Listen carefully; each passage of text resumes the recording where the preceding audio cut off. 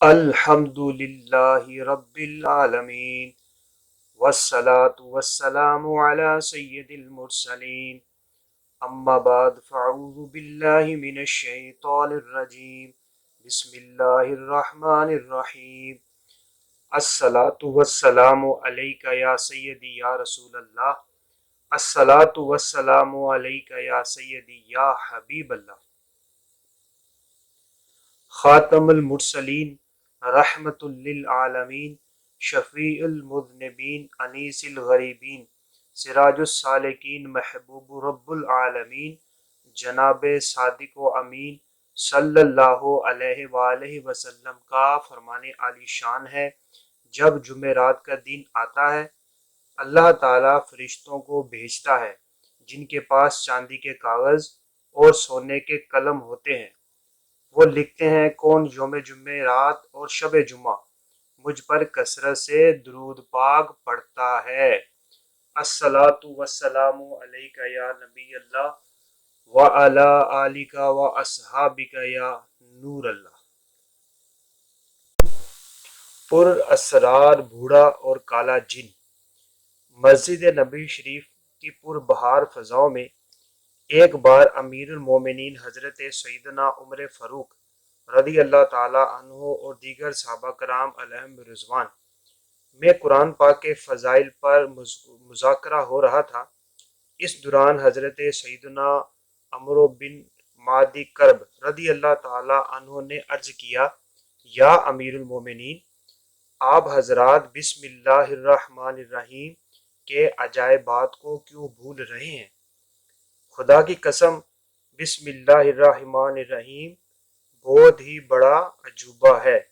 امیر المومنین حضرت سیدنا عمر فاروق رضی اللہ تعالی عنہ سیدھے ہو کر بیٹھ گئے اور فرمانے لگے، اے ابو ثور، یہ حضرت سیدنا عمرو بن معدی کرب کی کنیت تھی، آپ ہمیں کوئی عجیبہ سنائیے۔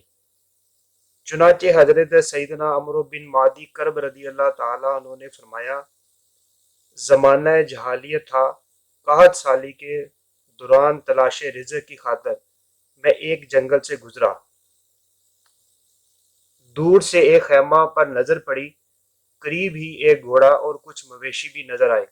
جب قریب پہنچا تو وہاں ایک حسین و جمیل عورت بھی موجود تھی اور خیمہ کے صحن میں ایک بوڑھا شخص ٹیک لگا کر بیٹھا ہوا تھا۔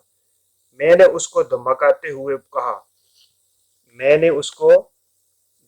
ہوئے کہا، جو کچھ تیرے پاس ہے میرے حوالے کر دے۔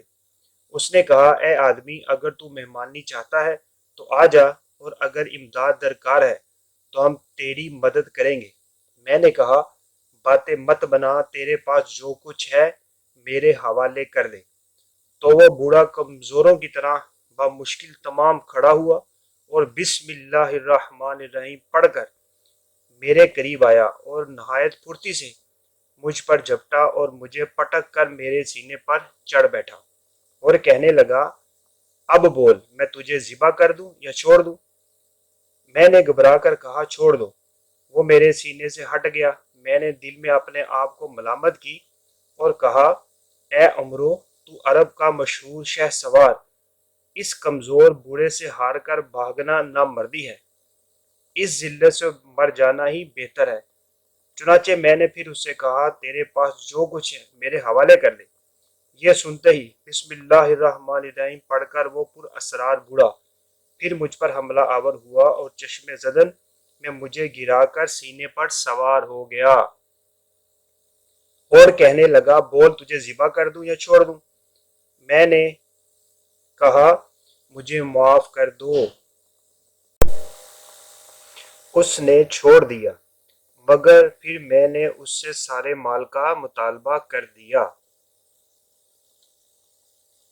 اس نے بسم اللہ الرحمن الرحیم پڑھ کر مجھے پھر پچھاڑ کر مجھ پر قابو پا لیا اور میں نے کہا، مجھے چھوڑ دو۔ اس نے کہا، اب تیسری بار میں ایسے ہی نہیں چھوڑوں گا۔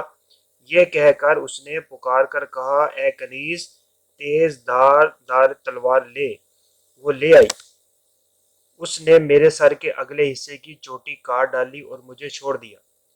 ہم عربوں میں رواج ہے کہ جب کسی کی چوٹی کے بال کاٹ دیے جاتے ہیں تو وہ دوبارہ اگنے سے قبل اپنے گھر والوں کو منہ دکھاتے ہوئے شرماتا ہے، کیونکہ چوٹی کے کٹ جانا شکست خوردہ کی علامت ہے۔ چنانچہ میں 1 سال تک اس پر اسرار بوڑھے کی خدمت کا پابند ہو گیا۔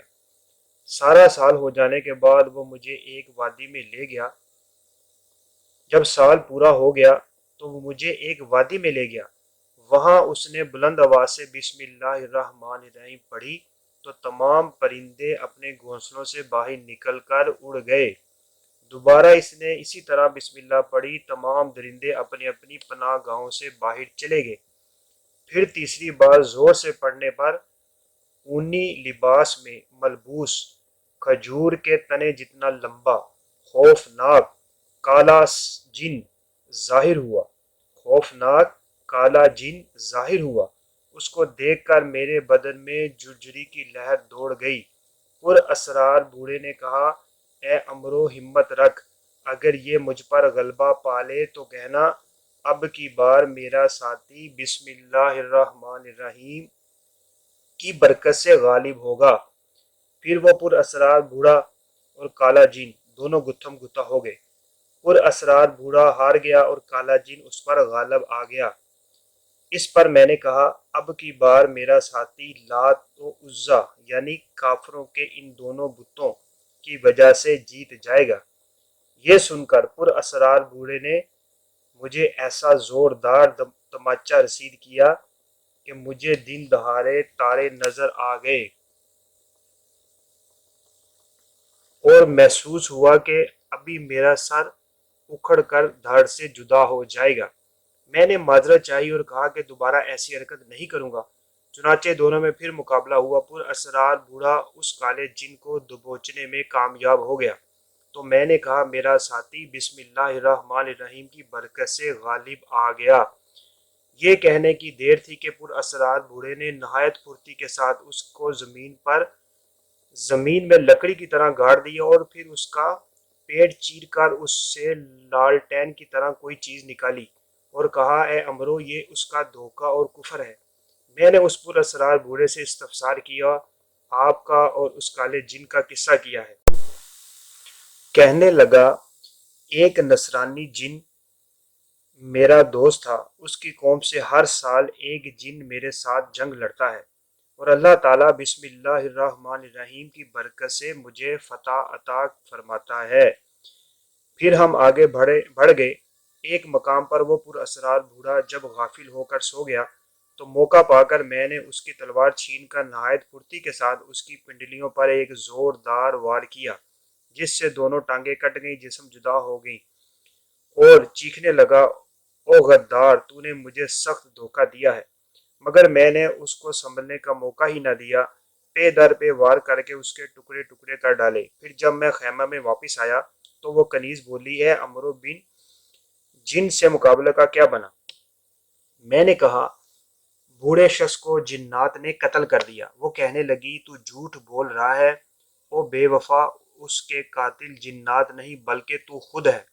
یہ کہہ کر اس نے بے قرار و اشک بار ہو کر عربی میں 5 اشعار پڑھے، جن کا ترجمہ ہے: نمبر 1، اے میری آنکھ، تو اس بہادر شہ سوار پر خوب رو اور پے در پہ آنسو بہا۔ نمبر 2، اے عمرو، تیری زندگی پر افسوس ہے، حالانکہ تیرے دوست کو زندگی نے موت کی طرف دھکیل دیا ہے۔ نمبر 3، اور اے عمرو، اپنے دوست کو اپنے ہاتھوں قتل کرنے کے بعد تو اپنے قبیلے، اپنے زبیدہ کفار یعنی ناشکروں کے گروہ کے سامنے کس طرح فخر کے ساتھ چل سکتا ہے؟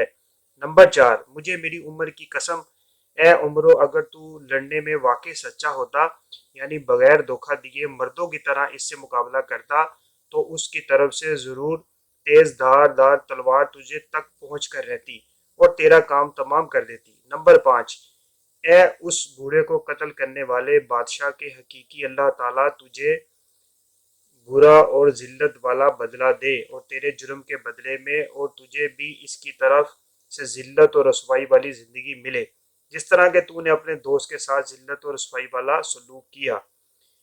میں چلا کر قتل کرنے کے لیے اس پر چڑھ دوڑا، مگر وہ حیرت انگیز طور پر میری نظروں سے اوجھل ہو گئی۔ تو اے میرے پیارے بھائیوں اور میری پیاری بہنوں، دیکھا آپ نے کہ بسم اللہ الرحمن الرحیم کی کس قدر حیرت انگیز برکات ہیں۔ ان برکات کو لوٹنے کے لیے آپ بھی اپنی زندگی میں ہر معاملات میں ہر جائز کام سے پہلے بسم اللہ الرحمن الرحیم پڑھنے کی عادت بنا لیجیے۔